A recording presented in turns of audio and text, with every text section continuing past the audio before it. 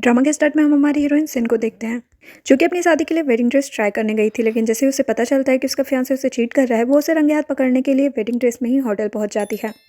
यहाँ पर वो अपनी फ्रेंड से भी बात करती हुई जा रही थी कि आज तो मैं उसे छोड़ूंगी नहीं, और एलिवेटर में एंटर करती है। तभी यहाँ पर हमारे हीरो यान की एंट्री होती है, जो कि उसी एलिवेटर में जाता है। यहाँ पर सिंजी की फ्रेंड उसे बता रही होती है कि तुम्हारा बॉयफ्रेंड 8106 रूम नंबर में है, जो कि असिस्टेंट सुन लेता है। और यान का असिस्टेंट उसे बताता है कि बस हम भी तो इसी रूम नंबर में जा रहे हैं। ये बात सिन भी सुन लेती है और सोचती है कि ये लड़का कितना हैंडसम है, फिर भी इसकी गर्लफ्रेंड ने इसे चीट किया। और यान भी सोचता है कि बेचारी को वेडिंग ड्रेस में ही यहाँ पर आना पड़ा। बाहर निकलकर सिन उससे कहने लगती है कि जब हम दोनों एक ही रूम में जा रहे हैं तो क्यों ना दोनों साथ में ही उन चीटर्स को पकड़ लें। यान कहता है कि क्यों नहीं, और उसे रूम का की कार्ड भी दे देता है। वो तो की कार्ड लेकर जल्दी से जाने लगती है, और यान तो उसे ही देख रहा क्योंकि वो उसे बहुत ही अलग और इंटरेस्टिंग लग रही थी। इधर सिन का फियांसे यान की गर्लफ्रेंड के साथ लगा हुआ था। सिन जैसे ही रूम में एंटर करती है, उसके फियांसे को एक चाटा लगाती है, जिसका नाम जाओ है। जाओ तो बेशर्मों की तरह उससे कहने लगता है कि हमारी शादी तो कल है, अगर आज मैं किसी और के साथ भी हूँ तो क्या फ़र्क पड़ता है। सिन उसे फिर से चाटा लगाने लगती है, लेकिन वो उसका हाथ पकड़कर उसके साथ बदतमीजी करने लगता है, और उसके साथ वाली लड़की उन दोनों का वीडियो बनाने लगती है। तभी यहाँ पर यान पहुंचकर जाओ को दूर हटाता है और सिन को अपने कोट से कवर करता है। यहाँ पर यान की गर्लफ्रेंड उससे कहने लगती है कि वैसे तो तुम्हारे पास मेरे लिए टाइम नहीं होता है, तो फिर आज तुम कैसे पहुंच गए। लेकिन यान तो उसे इग्नोर करके उसके हाथ से फ़ोन लेता है और उस वीडियो को डिलीट कर देता है, जो कि उसने अभी अभी बनाई थी। यहाँ पर जाओ सिन से कहने लगता है कि अगर तुम चाहती हो कि कल हमारी शादी हो जाए तो जो कुछ भी तुमने देखा है उसे भूल जाओ, ऐसे समझो कि तुमने कुछ देखा ही नहीं। वो लड़की भी सिन से यही कहती है कि तुम्हारे ग्रैंडपा चाहते हैं ना कि तुम्हारी शादी हो जाए, तो बेटर होगा कि तुम जाओ की बात मान लो। उनकी बातें सुनकर सिन को तो बहुत ही गुस्सा आता है और उस लड़की को थप्पड़ लगा देती है, और यान से कहती है कि मैं तुम्हारी गर्लफ्रेंड को संभालती हूँ, तुम जाओ को संभाल लो। जिसके बाद दोनों ही उनकी पिटाई लगाने लगते हैं और अच्छा खासा सबक सिखा देते हैं। यहाँ पर जाओ सिन को अभी भी यही धमका रहा होता है कि अगर तुमने उस लड़की को माना नहीं बंद किया तो मैं अपनी वेडिंग कैंसिल कर दूंगा। सिन कहने लगती है कि शादी तो मेरी कल ही होगी और उसी मैरिज हॉल में, लेकिन फ़र्क सिर्फ इतना होगा कि वहाँ पर ग्रूम तुम नहीं बल्कि यान होगा। जो सुनकर यान तो काफ़ी शॉक्ड होता है, और वो दोनों भी शॉक्ड होते हैं कि इसने अभी के अभी दूल्हा चेंज कर लिया। नेक्स्ट सीन में सिन यान को मनाने लगती है कि प्लीज़ कल तुम मैरिज हॉल में आओगे ना। वो कहता है कि मैं भला तुमसे शादी क्यों करूं। वो कहती क्योंकि मैं बहुत ही काइंड और धार्मिक किस्म की लड़की हूँ, मुझे मेरे फियांसे ने चीट किया और तुम्हें तुम्हारी गर्लफ्रेंड ने चीट किया, तो तुम्हें नहीं लगता कि हमें शादी कर लेनी चाहिए। मैं तुम्हारा घर भी संभाल सकती हूँ और किचन भी संभाल सकती हूँ, मुझे सब कुछ आता है। लेकिन फिर भी यान उसे कोई जवाब नहीं देता, लेकिन उसे एक यूएसबी देता है और कहता है कि इसे अपने पास रख लो, हो सकता है कि कल तुम्हारे काम आ जाए। नेक्स्ट सीन वेडिंग का होता है, जहाँ पर जाओ ये बोलकर वेडिंग कैंसिल कर देता है कि सिन ने मुझे पब्लिक में एम्बेरस किया था, मुझे हिट करके। जो सुनकर सिन के अंकल तो उसे चाटा ही लगा देते हैं और कहते हैं कि तुम ऐसा कैसे कर सकती हो, तुरंत ही इससे माफ़ी मांगो। जाओ कहने लगता है कि मुझे सिर्फ माफ़ी नहीं चाहिए, जब तक ये नील डाउन होकर मुझसे माफ़ी नहीं मांगती मैं इससे शादी नहीं करने वाला। यहाँ पर अंकल की बेटी यानी कि उसकी कज़न जिया भी उससे यही कह रही होती है कि तुरंत ही माफ़ी मांग लो, अगर वेडिंग कैंसिल हो गई तो हम लोगों को क्या मुंह दिखाएंगे। सिन उससे कहती है कि अगर तुम्हें इसकी इतनी फिक्र हो रही है तो तुम खुद ही इससे शादी कर लो, वैसे भी अगर ये आज शादी कैंसिल ना करता तो मैं खुद ही कर देती, क्योंकि मैं वैसे भी इससे शादी नहीं करने वाली। जो सुनकर अंकल उसे फिर से थप्पड़ लगा देते हैं कि तुम सभी के सामने हमें एम्बेरस करना चाहती हो।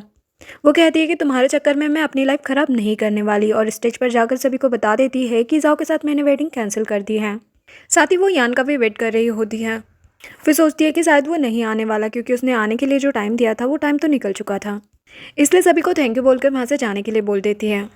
तभी यहाँ पर यान आ जाता है और सभी को रुकने के लिए कहता है। यहाँ पर कुछ लोग यान के बारे में जानते थे, तो कहने लगते हैं कि ये तो वाइंडिंग ग्रुप का सीईओ है ना। लेकिन सिन को इसके बारे में कुछ भी नहीं पता था, उसे तो लगा था कि वो एक गरीब सा लड़का है तो उससे शादी करने के लिए मान ही जाएगा। फिर यान सिन के पास आकर कहता है कि मैंने तुम्हें यूएसबी दी थी, तो क्या तुम्हें इसे यूज़ करना नहीं आता। और फिर उसे अपने असिस्टेंट को देकर उसे प्ले करने के लिए कहता है, जिसमें कि जाओ उस लड़की की वीडियो होती है, जिसे देखकर सभी लोग जाओ के बारे में बातें करने लगते हैं, क्योंकि अभी तक तो सभी को यही लग रहा था कि सारी गलती सिन की ही है। और जाओ उस वीडियो को देखकर मन में सोच रहा होता है कि तुम दोनों की हिम्मत कैसे हुई मुझे सबके सामने एम्बेरस करने की, मैं इस चीज़ का बदला तुम दोनों से ज़रूर लूँगा। जिसके बाद सिन यान को थैंक यू बोलती है और फिर कहती है कि अब दूल्हे के बिना शादी होने से तो रही। यान कहता है कि किसने कहा दूल्हा नहीं है, और वो रिंग देकर सभी के सामने उसे प्रपोज करता है और कहता है कि मैं इस काइंड और धार्मिक लेडी से शादी करना चाहता हूँ। जो सुनकर सिन सोचने लगती है कि मैं तो ऐसी बिल्कुल भी नहीं हूँ, मैंने तो उससे झूठ कहा था, मैं फ्यूचर में कैसे प्रिटेंड करूँगी। लेकिन फिर भी रिंग पहन लेती है, क्योंकि उसे जाओ को जलाना जो था। और जाओ को भी ये देखकर बहुत ही गुस्सा आ रहा होता है, और वो ये सोचते हुए चला जाता है कि कभी ना कभी तो मैं तुमसे बदला जरूर लूँगा। जिसके बाद वो शादी का फंक्शन रिस्टार्ट करवा लेते हैं और एक दूसरे को हस्बैंड वाइफ मान लेते हैं। नेक्स्ट सीन में सिन ड्रेस चेंज करके यान के पास आती है और उससे कहती है कि आज तो तुमने बहुत ही अच्छी एक्टिंग की, और तुमने जो एक्स्ट्रा एक्टर्स को हायर करके रखा था उन्हें तो और भी ज़्यादा अच्छी एक्टिंग की। यान को तो कुछ समझ नहीं आ रहा होता, वो पूछता है कि तुम किस बारे में बात कर रही हो। सिन कहती कि मैं उन्हीं लोगों की बात कर रही हूँ जो वेडिंग के टाइम पर बोल रहे थे कि तुम बहुत ही बड़े सीईओ हो। इससे तो हम दोनों की इमेज और भी ज़्यादा अच्छी बन गई।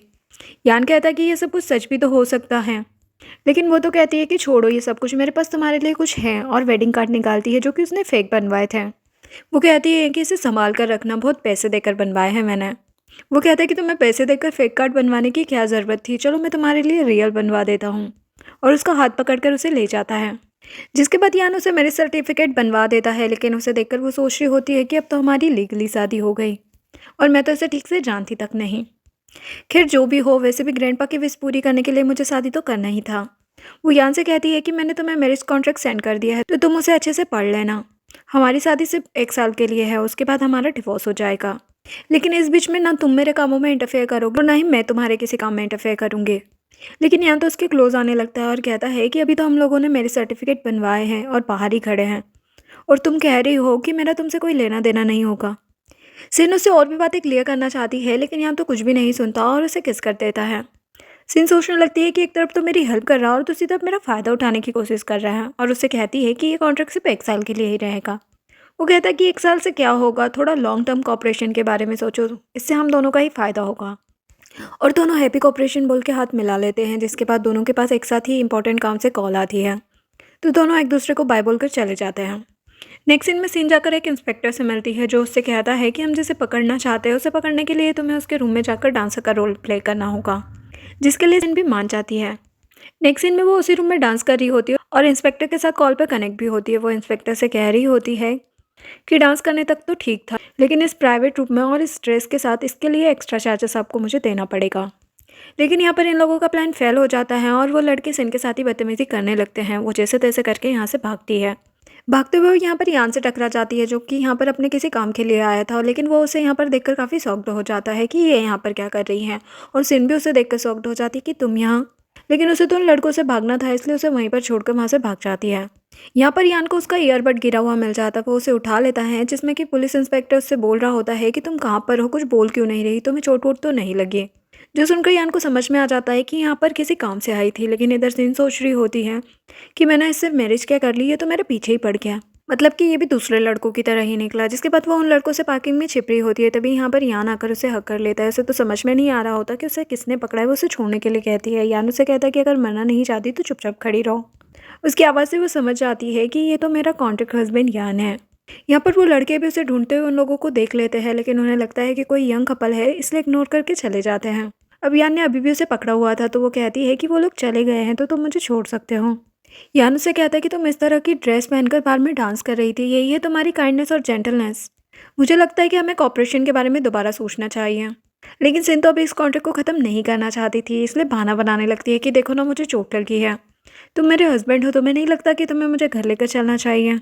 तो उसे कैरी करके लेकर जाने लगता है। सिन उससे कहती है कि तुम्हें पता है, तुम गुस्से में और भी ज़्यादा हैंडसम लगते हो।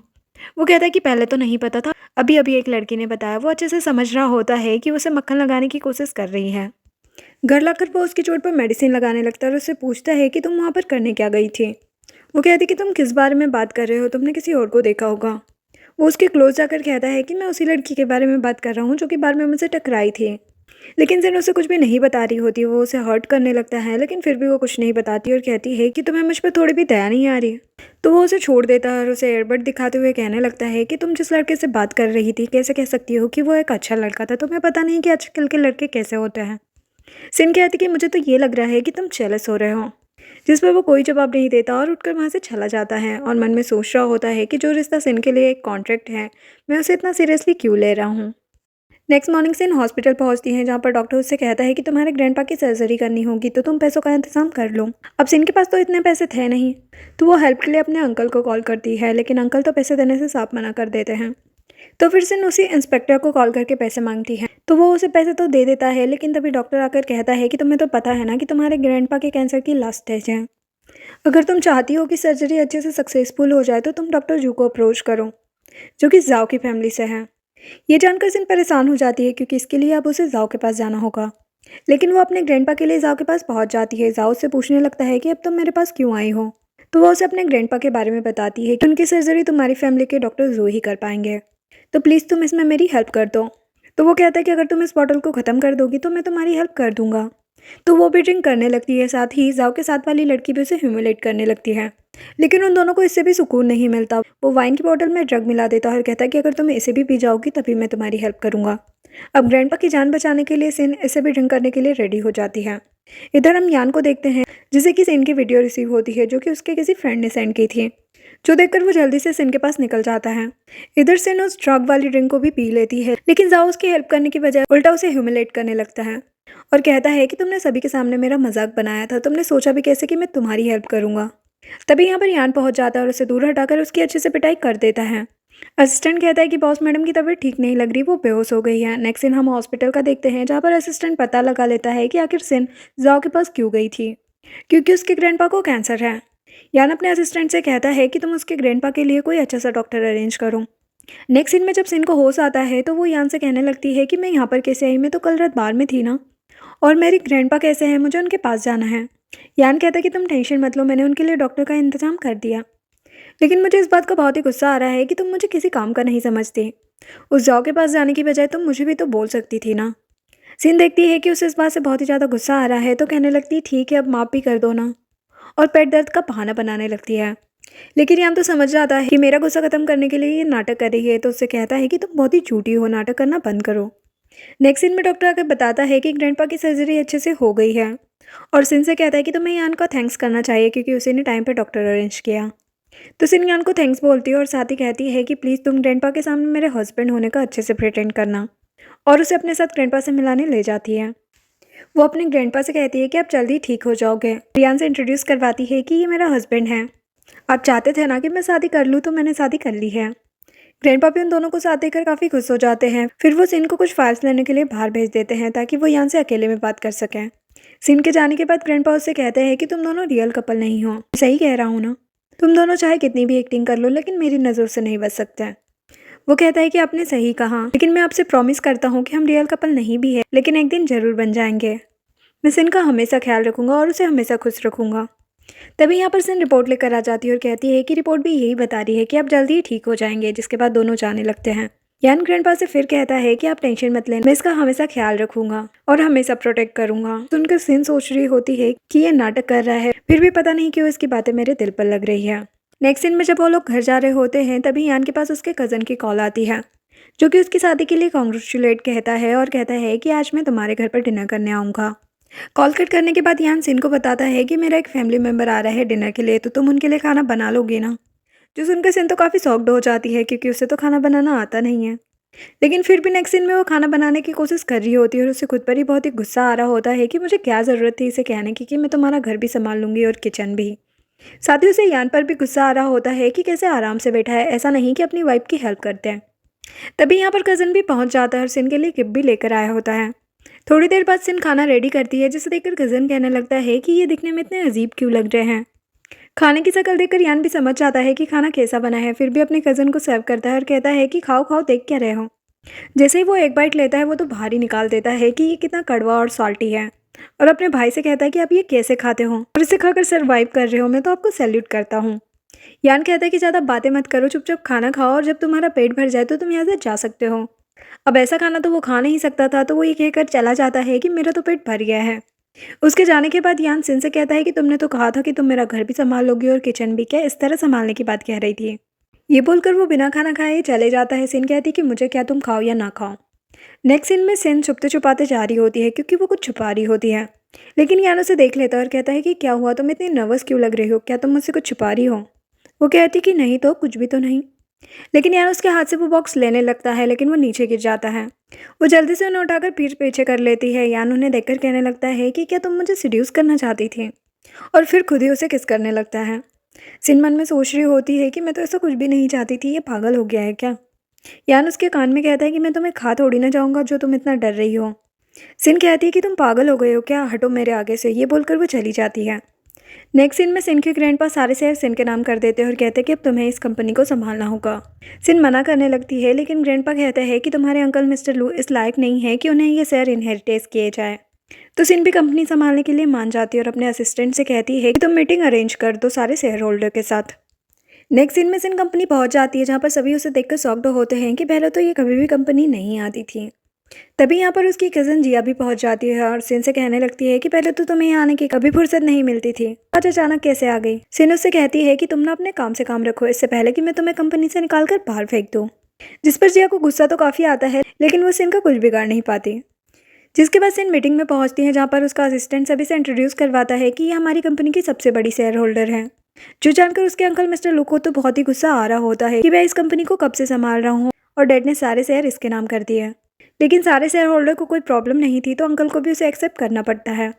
यहाँ पर सिन मन में सोच रही होती है कि तुम लोगों की वजह से मेरी मॉम की जान गई है, मैं तुम लोगों को तुम्हारे इरादों में कभी कामयाब नहीं होने दूंगी। मीटिंग के बाद जिया सिन के पास आकर कहने लगती है कि तुम्हें क्या लगता है कि ग्रैंडपा तुम्हें सपोर्ट कर रहे हैं तो तुम मेरी बराबरी कर पाओगे। तो ऐसा कभी नहीं होने वाला। सिन भी उससे कहती है कि तुम्हारी बराबरी करना कौन चाहता है, मैं तुमसे बेटर हूँ और भी बेटर बन के दिखाऊंगी। और एटीट्यूड के साथ वहाँ से चली जाती है। जिसके बाद सिन अपने असिस्टेंट से पूछती है कि ये जिया इतना इतरा क्यों रही थी, आखिर इसने ऐसा क्या उखाड़ लिया है। असिस्टेंट बताता है कि कंपनी में कुछ फाइनेंशियल क्राइसिस चल रहे हैं, जिसके लिए मिस जिया ने कुछ कंपनियों से हाथ मिला कर रखा है ताकि वो हमारी हेल्प कर सके। सिन कहती कि अगर ऐसी बात है तो मैं इस कंट्री की सबसे बड़ी कंपनी के साथ कोऑपरेट करूंगी। इन्फॉर्मेशन निकालने पर उसे पता चलता है कि सबसे बड़ी कंपनी वेंडिंग ग्रुप है, लेकिन उसका जो सीईओ है वो अभी तक मिस्टीरियस है, यानी कि उसके बारे में ज़्यादा लोग नहीं जानते हैं और ना ही वो लोगों के सामने आना पसंद करता है। सिन कहती है कि चाहे जो कुछ भी हो जाए, उससे मिलना कितना भी मुश्किल हो, लेकिन मैं तो उससे मिलकर रहूंगी। नेक्स्ट सीन में वो अपने असिस्टेंट के साथ एक 5 स्टार होटल पहुंचती है, जो कि काफ़ी ज़्यादा महंगा था, लेकिन उसे पता चला था कि वेंडिंग ग्रुप का सीईओ यहीं पर मिल सकता है, तो यहाँ पर उसका जाना जरूरी था।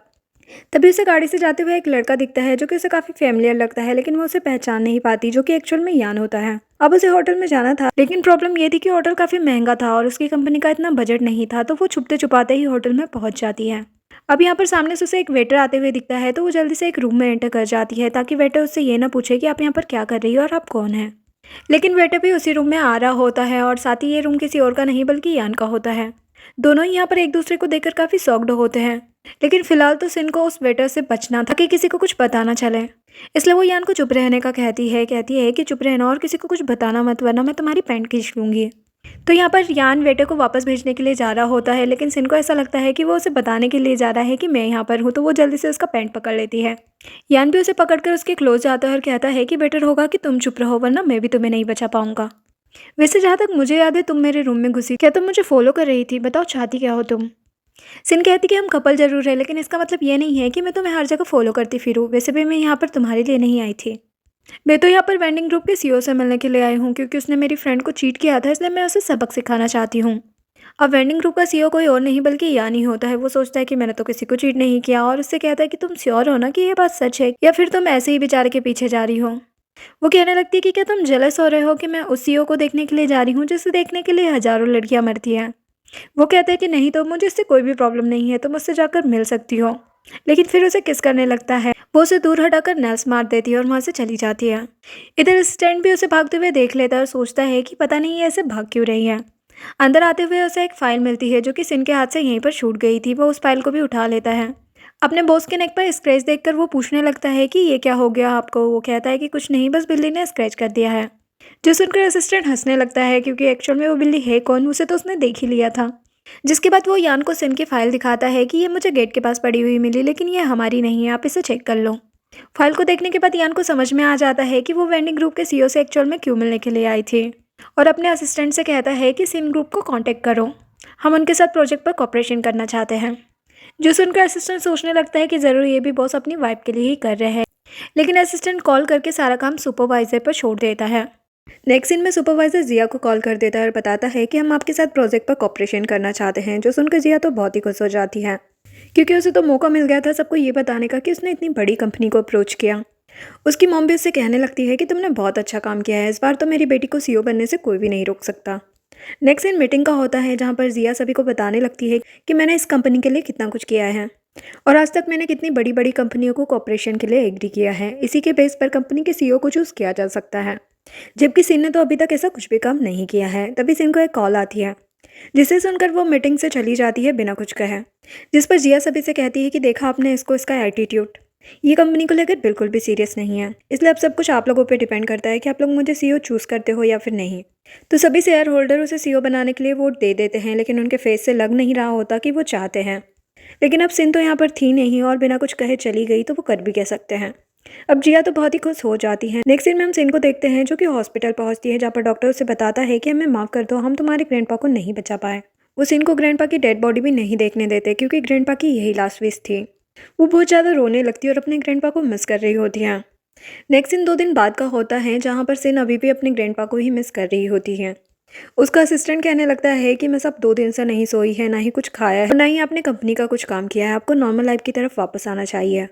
तभी यहाँ पर जिया आ जाती है और उससे कहने लगती है कि अब बस भी करो, कब तक उसके जाने का दुख मनाती रहोगी। वैसे मैं यहाँ पर तुम्हें ये बताने के लिए आई थी कि ग्रैंडमा ने बहुत पहले ही सारे शेयर मेरे और मेरी मॉम के नाम कर दिए थे। सिन कहती कि तुम्हें क्या लगता है कि तुम जो कुछ भी कहोगी मैं उस पर भरोसा कर लूँगी। जिया कहती कि तुम भरोसा करो ना करो, बस अपना और इस बुड्ढे का सारा सामान उठाओ और निकलो यहाँ से। और ग्रैंडपा की फ़ोटो नीचे फेंक देती है, जिस पर सिन को तो बहुत ही गुस्सा आता है और उसे थप्पड़ लगा देती है और कहती है कि अभी के अभी ग्रैंडपा से माफ़ी मांगो। जिया नहीं मांग रही होती तो वो तो उसकी अच्छे से पिटाई ही करने लग जाती है कि ग्रैंडपा ने तुम लोगों के लिए क्या कुछ नहीं किया और तुम उनके लिए ऐसे वर्ड यूज़ कर रही हो। लेकिन तभी पीछे से जिया के आदमी आकर उसे हिट कर देते हैं। जिया खड़ी होकर सिन से कहने लगती है कि पहले तो मैं तुम्हें सिर्फ इस घर से निकालना चाहती थी, लेकिन देखना अब तुम इस दुनिया में भी जिंदा नहीं रह पाओगे। यहाँ पर सिन का असिस्टेंट कुछ ज़्यादा ही सीधा होता है, वो रोते हुए सिन को छोड़ने के लिए कहता है, इसके अलावा वो कुछ भी नहीं कर पाता। जिसके बाद जिया के आदमी सिन को उठाकर वहाँ से ले जाते हैं और एक स्टोर रूम में बंद कर देते हैं। यहाँ पर वो लोग सिन के हाथ से वो रिंग भी निकाल लेते हैं जो कि उसे यान ने पहनाई थी। उसे देखकर वो कहने लगता है कि ये रिंग तो काफ़ी एक्सपेंसिव लग रही है, इसे बेचकर हम दोनों को काफ़ी फ़ायदा होगा, और वहाँ से चले जाते हैं। जिसके बाद जिया ने सिन के लिए डॉक्टर अरेंज करे जो कि उसे ड्रग वाले इंजेक्शन लगा लगा कर मार डालें। सिन कहने लगती है कि मैं पागल नहीं हूँ, तुम लोग मुझे ये इंजेक्शन क्यों लगा रहे हो। डॉक्टर कहता है कि तुम पागल हो या नहीं ये हम डिसाइड करेंगे, और उसे वो इंजेक्शन लगा देता है। नेक्स्ट सीन में हम यान को देखते हैं जो कि अभी भी बिजनेस ट्रिप से वापस आया है और वो सिन को ही कॉल कर रहा होता है, लेकिन उसे समझ नहीं आता कि आखिर सिन कॉल अटेंड क्यों नहीं कर रही। तभी वो सामने एक कपल को देखता है जो जहाँ पर वो लड़की अपने हस्बैंड से कह रही होती है कि इतने टाइम से आपने मुझे गिफ्ट नहीं दिलाया, और इसी बात पर नाराज़ होकर वहाँ से चली जाती है। जो सुनकर असिस्टेंट भी कहने लगता है कि बॉस, कहीं मैं सिन जी आपसे नाराज़ तो नहीं हो गई हो, क्योंकि आपने भी तो उन्हें कोई गिफ्ट नहीं दिया। यान को भी यही लगता है कि हो सकता है कि वो उसे गुस्सा हो, तो कहता है कि पहले हम लोग गिफ्ट ले लेते हैं फिर उससे मिलने जाएंगे। जिसके बाद यान एक ऑक्शन में पहुंचता है जहां पर एक बहुत ही एक्सपेंसिव जेड पेंडेंट पर बोली लगाई जा रही थी, जिसे कि यान सबसे ज़्यादा बोली लगाकर खरीद लेता है सिन के लिए। जिसके बाद वही ब्लू डायमंड रिंग आती है, जिसे देखकर असिस्टेंट कहता है कि बॉस, ये तो वही रिंग है जो आपने मैं सिन को पहनाई थी। यान उस लड़की के पास जाकर पूछता है कि ये रिंग तुम्हारे पास कहाँ से आई। वो कहती है कि मुझे नहीं पता, अभी अभी कोई देकर गया है। इस रिंग को देखकर यान समझ जाता है कि ज़रूर सिन किसी प्रॉब्लम में है, इसलिए जल्दी से वहाँ से निकल जाता है।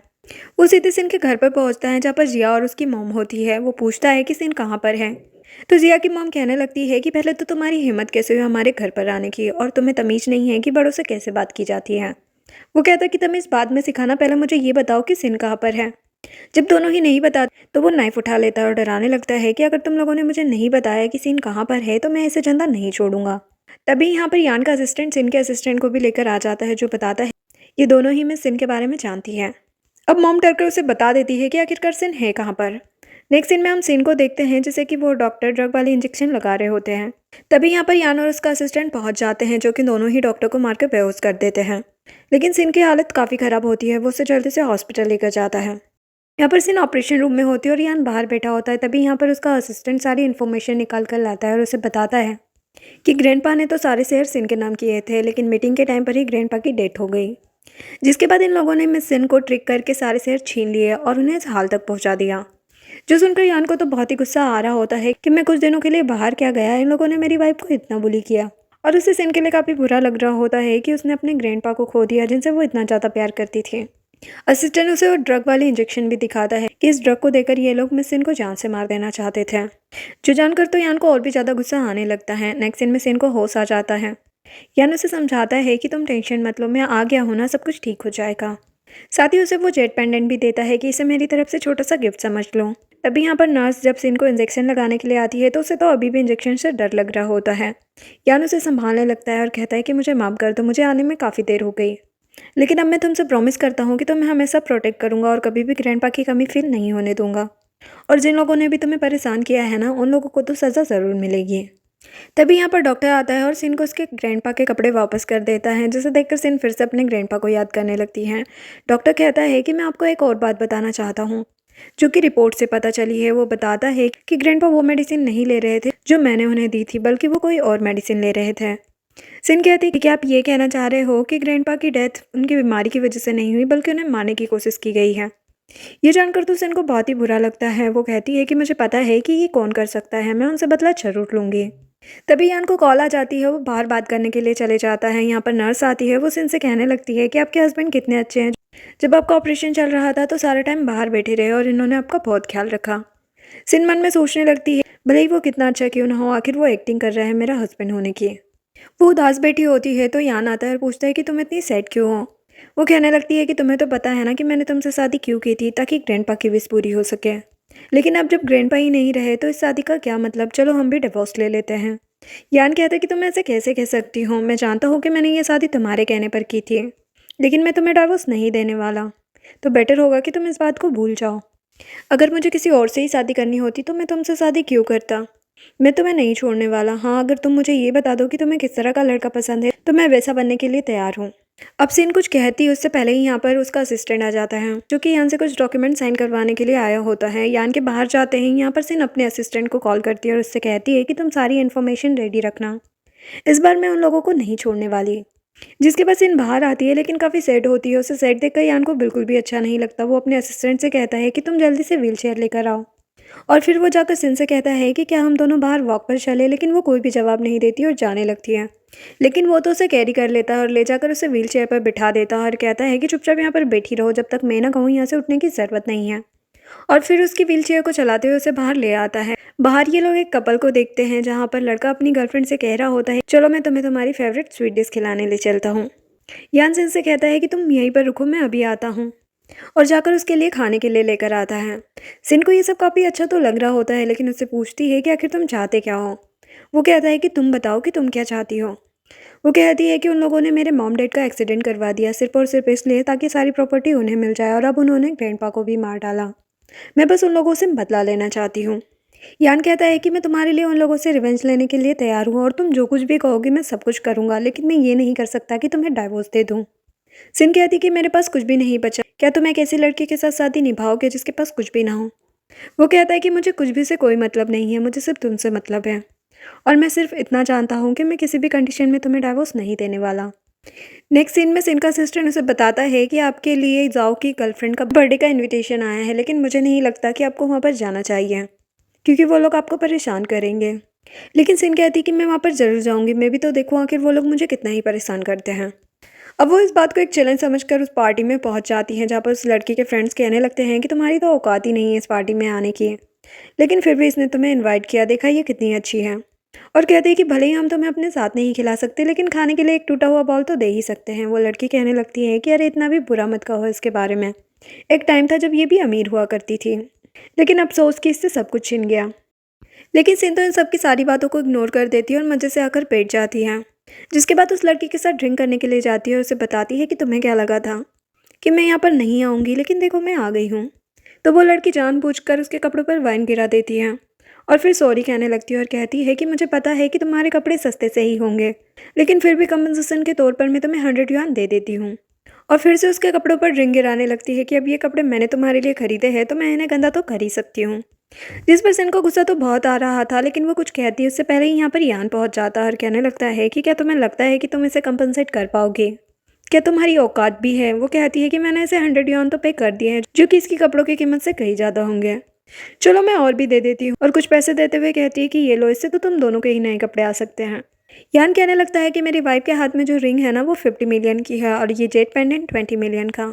तो फिर तुम खुद ही सोच लो कि ये कपड़े कितने एक्सपेंसिव होंगे। तो अब सारी पेमेंट कंपनसेशन के तौर पर देने के लिए तैयार हो जाओ। वो लड़की कहती है कि तुम्हें क्या लगता है कि मैं पागल हूँ जो तुम कुछ भी कहोगे और मैं भरोसा कर लूँगी।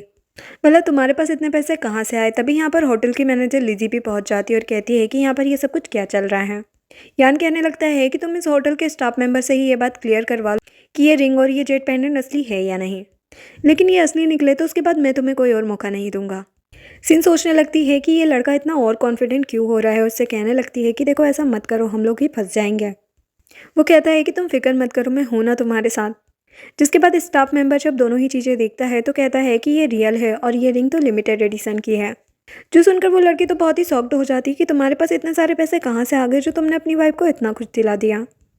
यान कहता है कि इससे तुम्हें क्या मतलब, मुझे लग रहा है कि अब तुम कंपनसेट नहीं करना चाहती।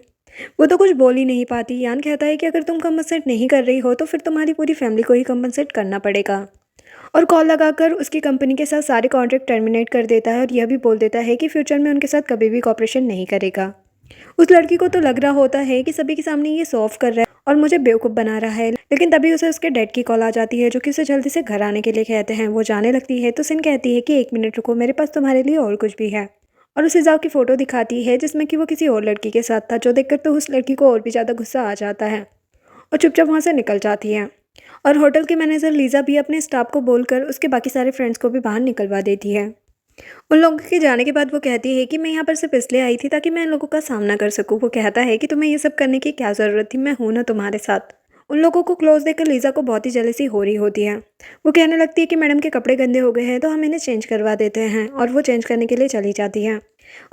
उसके जाने के बाद लीज़ा यान से कहती है कि हम दोनों का पूरा बचपन साथ में गुजरा है, लेकिन उसके बाद तुम मुझसे कभी भी मिलने के लिए नहीं आए। लेकिन यान उसमें बिल्कुल भी इंटरेस्ट नहीं ले रहा होता और उसे इग्नोर कर रहा होता है, और सिन के आते ही उसके पास चला जाता है। उन दोनों को देखकर लीज़ी बहुत ही जेलस हो रही थी और पूछने लगती है कि आखिर ये लड़की लगती क्या है तुम्हारी। यान बताता है कि ये लड़की कोई और नहीं बल्कि मेरी वाइफ है।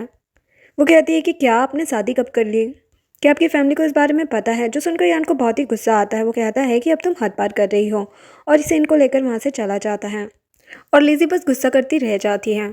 नेक्स्ट सीन में हम देखते हैं कि एक्चुअल में सिन को बहुत ही जेलसी हो रही थी लीज़ी और यान को साथ देखकर, और अभी भी वो इसी बारे में सोच रही होती है और सर पकड़ कर बैठ जाती है क्योंकि उसका काम में भी मन नहीं लग रहा होता।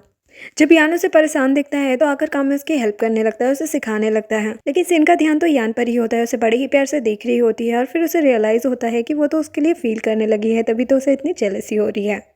अब अचानक से दोनों काफ़ी क्लोज आ जाते हैं जिससे कि सिन काफ़ी नर्वस होने लगती है, लेकिन यान तो उसे पकड़ कर किस करने लगता है। सिन भी इस बार उसे नहीं रोकती, लेकिन तभी एक मैसेज आ जाता है जो कि किसी और का नहीं बल्कि लीज़ी का होता है, जिसे देखकर यान सिन को एक्सप्लेनेशन देने लगता है कि हम दोनों का बचपन साथ में ही गुजरा है, लेकिन इसका मतलब ये नहीं है कि हमारा कुछ चक्कर वक्कर चल रहा है।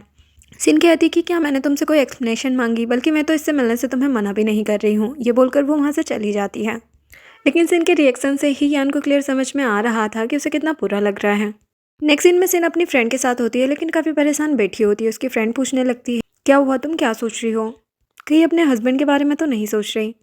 फिर कहती है वैसे तुमने मुझे वेंडिंग ग्रुप के सीईओ की फ़ोटो ढूंढने के लिए कहा था ना, मुझे सिर्फ एक ही फ़ोटो मिली है, वो भी साइड से।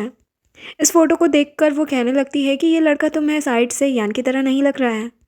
उसकी फ्रेंड कहती है कि हाँ ये लग तो रहा है, लेकिन ये यान तो हो नहीं सकता, क्योंकि इसके साथ में जो लड़की बैठी हुई है ना, ये बहुत बड़ी कंपनी के सीईओ की बेटी है, तो मुझे तो लगता है कि यही उसकी गर्लफ्रेंड होगी। जो सुनकर सिन सोचती है कि हाँ मैं भी क्या सोचने लग गई। फिर उससे पूछती है कि एक बात बताओ, अगर तुम्हारा बॉयफ्रेंड तुम्हारे ही सामने किसी और लड़की से बात करे या फिर मैसेज पर बात करे तो क्या तुम्हें बुरा लगेगा। फ्रेंड उसे इस बात का कोई जवाब तो नहीं देती, उल्टा उसे कहने लगती है कि जरूर तुम यान के बारे में ही बात कर रही हो ना, तुम तो कहती थी कि ये फेक मैरिज है और अब तुम्हें उसे किसी और के साथ देखकर जेलसी हो रही है। लेकिन सिन बात पलट देती है कि हम लोग ये क्या लेकर बैठ गए, फिलहाल तुम मुझे इस वेंडिंग ग्रुप के सीईओ का पता निकाल कर दो।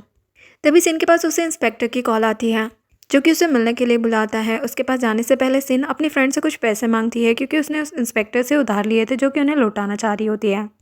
नेक्स्ट सीन में वो उस इंस्पेक्टर के घर पहुंच जाती है, लेकिन यहाँ पर कोई उसका पीछा कर रहा होता है और उसकी वीडियो बना रहा होता है। जैसे ही वो अंदर जाती है वो इंस्पेक्टर बताता है कि मैंने तुम्हारे ग्रैंडपा के केस की सारी स्टडी करवा ली है, लेकिन सारी इन्वेस्टिगेशन करने के बाद भी कुछ ऐसा सबूत मेरे हाथ नहीं लगा है जिससे कि हम उन लोगों को सजा दिलवा सकें, इसलिए हमें कुछ और भी एविडेंस ढूंढने होंगे। जिसके बाद सिन उसे पैसे वापस करते हुए थैंक यू कहती है कि जब मेरी किसी ने भी हेल्प नहीं की थी तब तुमने मुझे ये पैसे दिए। ये बोलकर वो जाने लगती है, लेकिन इंस्पेक्टर को बिल्कुल भी अच्छा नहीं लगता कि वो उसे पैसे लौटा रही है। वो उसे रोककर उसे पैसे वापस देने लगता है कि हम दोनों फ्रेंड्स हैं, तुम मुझे पराया मत समझो, तुम ये पैसे रख लो, तुम्हें लौटाने की ज़रूरत नहीं है। तभी यहाँ पर यान पहुँच जाता है और उन दोनों को देखकर कहता है कि ये क्या चल रहा है। वो कुछ गलत ही समझ लेता है। उस इनको घर लाकर उस पर गुस्सा करने लगता है कि अगर तुम्हें पैसों की इतनी ही ज़रूरत थी तो तुम उस इंस्पेक्टर के पास क्यों गई, मेरे पास भी तो आ सकती थी। तुम्हें पैसों की इतनी ज़रूरत थी कि तुमने इतने से पैसों के लिए खुद को सेल कर दिया। जो सुनकर सिन को बहुत ही बुरा लगता है। वो समझ जाती है कि वो क्या सोच रहा है, इसलिए उसे दूर हटाते हुए कहती है कि तुम जाओ यहाँ से, अभी तुम होश में नहीं हो कि तुम कह क्या रहे हो, इसलिए हम बाद में बात करेंगे। ये बोलकर वो जाने लगती है, लेकिन यान तो अभी भी उसे नहीं जाने देता और उसे बेड पर लिटाकर कहता है कि मैंने तुमसे कहा ना कि मुझे एक्सप्लेनेशन चाहिए। तभी सिन को याद आता है कि लीज़ी किस तरह उसका हाथ पकड़कर बातें कर रही थी, तो वो यान से कहने लगती है कि मैं तुम्हें कोई भी एक्सप्लेनेशन नहीं देना चाहती, तुम्हें जो समझना है समझो। वैसे भी तुम्हारे पास कोई अधिकार नहीं है मुझसे सवाल जवाब करने का। क्या तुम भूल गए हो कि हमारी शादी से पहले कॉन्ट्रैक्ट मैरिज थी? तुमने तो अभी तक मुझे अपनी फैमिली से भी नहीं मिलवाया और ना ही तुम मुझे अच्छे से जानते हो, ना ही मैं तुम्हें। जिस पर यान को और भी ज़्यादा गुस्सा आता है कि मैं तुम्हें अपना सब कुछ देने के लिए तैयार हूँ और तुम्हें अपनी शादी से पहले कॉन्ट्रैक्ट मैरिज लगती है। और उसे फोर्सफुली किस करने लगता है। सिन कहती है कि ये तुम क्या कर रहे हो। वो कहता है कि वही जो कॉन्ट्रैक्ट कपल नहीं बल्कि रियल कपल करते हैं, और उसके साथ नाइट स्पेंड करता है। नेक्स्ट मॉर्निंग सिन के पास उसके असिस्टेंट की कॉल आती है जो उसे बताता है प्रेसिडेंट ली ने हमसे मिलने के लिए मना कर दिया है। वो कहती है कि हम डायरेक्टली उनसे मिलने जाएंगे, तुम रेडी रहना। उसके यहाँ से जाने के बाद यहाँ पर यान आता है जिसके पास वो वीडियो होती है जो कि किसी और ने नहीं बल्कि उसकी एक्स गर्लफ्रेंड ने सेंड की थी। तो वो रिप्लाई करता है कि आगे से मेरी वाइफ से दूर रहना। जिसके बाद वो प्रेसिडेंट ली को कॉल करता है जो कि उसके दूर के अंकल होते हैं। वो उनसे कहता है कि मुझे आपकी एक हेल्प चाहिए और उन्हें सिन की कंपनी के साथ कॉपरेशन करने के लिए कहते हैं। अंकल कहते हैं कि तुम उस लिटिल गर्ल को इतना सपोर्ट क्यों कर रहे हो। वो कहता है कि मैंने आपको बताया था ना एक बार एक लड़की के बारे में, ये वही है। आज मैं उसे आपसे मिलवाऊंगा। नेक्स्ट सीन में सिन के पास उसके असिस्टेंट की कॉल आती है जो कि बताता है कि प्रेसिडेंट ली ने हमारे साथ कॉपरेशन करने के लिए हाँ बोल दिया है, तो आप प्लीज़ जल्दी से मेरे सेंड किए हुए एड्रेस पर पहुंच जाओ। जो जानकर वो बहुत ज़्यादा खुश हो जाती है और जल्दी से उस प्लेस पर पहुंच जाती है। लेकिन वहाँ पर पहले से यान को देखकर वो काफ़ी शॉक्ड होती है और उससे कहती है कि तुम यहाँ पर क्या कर रहे हो। जिसके बाद वो उस प्रेसिडेंट को मिस्टर ली कहती है तो वो कहते हैं कि मिस्टर ली नहीं बल्कि अंकल कहो, क्योंकि तुम यान की वाइफ हो तो हमारे परिवार का हिस्सा हुई। यहाँ पर प्रेसिडेंट ली उसके साथ कॉपरेशन करने के लिए मान जाते हैं, साथ ही दोनों को ब्लेसिंग्स भी देते हैं। नेक्स्ट सीन में दोनों जा रहे होते हैं तो यान उससे कहता है कि अब पता चला तुम्हें कि मैं तुम्हारे उस इंस्पेक्टर से कितना ज़्यादा बेटर हूँ। सिन कहती कि अगर हमारी शादी इस तरह ना हुई होती तो मैं तो तुमसे कभी भी नहीं मिल पाती, क्योंकि मुझे लड़कों को सिड्यूस करना नहीं आता। इसलिए मेरे और इंस्पेक्टर के बीच में ऐसा कुछ भी नहीं है जैसा तुम समझ रहे थे, हम दोनों सिर्फ दोस्त हैं। वो कहता है कि मुझे पता है। वो कहती है कि मुझे तुम्हें कुछ और भी बताना है। वो पूछता है कि क्या, तो वो उससे अपना प्यार कन्फेस करती है। लेकिन यान उसे कोई भी जवाब नहीं देता और जाने लगता है। सिन को तो कुछ भी समझ नहीं आ रहा होता कि इसके साइलेंस का मतलब क्या समझूं मैं, एक्सेप्ट या फिर रिजेक्ट। पता नहीं इन लड़कों को समझना इतना मुश्किल क्यों है। उसे तो बहुत ही गुस्सा आ रहा होता है। जब वो गाड़ी में जाकर बैठती है तो फिर यान उससे कहने लगता है कि हाँ तुम क्या कह रही थी, अब मेरे पास टाइम है, और उसके क्लोज जाकर उसके साथ रोमांस स्टार्ट कर देता है। नेक्स्ट सीन में सिन वेंडिंग ग्रुप के सीईओ से मिलने के लिए उसकी कंपनी पहुंच जाती हैं। यहाँ पर सेक्रेटरी बताती है कि आज तो बॉस के पास बिल्कुल भी टाइम नहीं है, लेकिन अगर आप वेट कर सकती है तो हो सकता है कि दिन भर में कभी आपसे मिल ले। तो वो वेट करने के लिए मान जाती है और वहीं वेटिंग एरिया में बैठकर वेट करने लगती है। लेकिन उसे वेट करते करते इतना ज़्यादा टाइम हो जाता है कि उसे वहीं पर नींद आ जाती है। यहाँ पर उसे सोते हुए यान भी देख लेता है। उसके पास जाकर उसे अपने ब्लेजर से कवर करता है और अपने असिस्टेंट पर गुस्सा करता है कि अगर आगे से मेरी वाइफ के साथ यहाँ पर ऐसा बिहेव हुआ तो मैं सभी को फायर कर दूंगा। तो असिस्टेंट सॉरी कहने लगता है कि आगे से ऐसा नहीं होगा। तभी यहाँ पर सेक्रेटरी आकर उसे एक मीटिंग के बारे में बताने लगती है तो असिस्टेंट उसे चुप करवा देता है कि बॉस वैसे ही गुस्से में है। तभी यहाँ पर सिन की भी नींद खुल जाती है और यहाँ पर यान को देखकर वो बहुत ही शॉक्ड होती है और कहती है कि तुम यहाँ पर क्या कर रहे हो। तो वो कहता है कि मैं भी यहीं पर काम करता हूँ। जो सुनकर वो बहुत ही खुश हो जाती है और कहती है कि तुम्हारी कंपनी का प्रेसिडेंट कौन है, प्लीज़ मेरी उससे मीटिंग करवा दो, मैं कब से उससे मिलने का ट्राई कर रही हूँ। सेक्रेटरी तो बताने ही वाली थी कि यही तो हमारे प्रेसिडेंट है, लेकिन असिस्टेंट उसे पहले ही चुप कराकर वहाँ से भेज देता है। जिसके बाद यान अपने असिस्टेंट से कहता है कि प्रेसिडेंट के साथ मीटिंग अरेंज करवा दो। तो असिस्टेंट कहता है कि यस सर। जो देखकर सिन उससे पूछने लगती है कि क्या तुम भी प्रेसिडेंट हो जो इस तरह से ये तुम्हें फॉलो कर रहा है। वो कहता है कि नहीं नहीं, मैं तो बस सीनियर असिस्टेंट हूँ। नेक्स्ट सीन में वो लोग कंपनी के एक एम्प्लॉय को ही प्रेसिडेंट बना देते हैं। लेकिन वो तो बहुत ही ज़्यादा नर्वस हो रहा होता है और बार बार यान को ही देख रहा होता है कि जैसा बॉस करने को कहेंगे मैं वैसा ही करूँगा। लेकिन इस कॉपरेशन के बारे में सिन को क्या जवाब देना है ये तो बेचारे को किसी ने बताया ही नहीं था, इसलिए वो कहता है कि मैं इस कॉपरेशन के बारे में सोचकर आपको जवाब दूंगा। जिसके बाद सिन वहाँ से चली जाती है। यान भी बाहर ही खड़ा था। दोनों के जाने के बाद वो एम्प्लॉय असिस्टेंट से पूछने लगता है कि आखिर ये लड़की कौन थी जिसे बॉस इतना स्पेशली ट्रीट कर रहे थे। असिस्टेंट बताता है कि ये लड़की कोई और नहीं बल्कि बॉस की वाइफ है, और वैसे तुमने बहुत अच्छी एक्टिंग की। इधर सिन यान से कहती है कि तुम्हारे प्रेसिडेंट तो बहुत ही अच्छे हैं।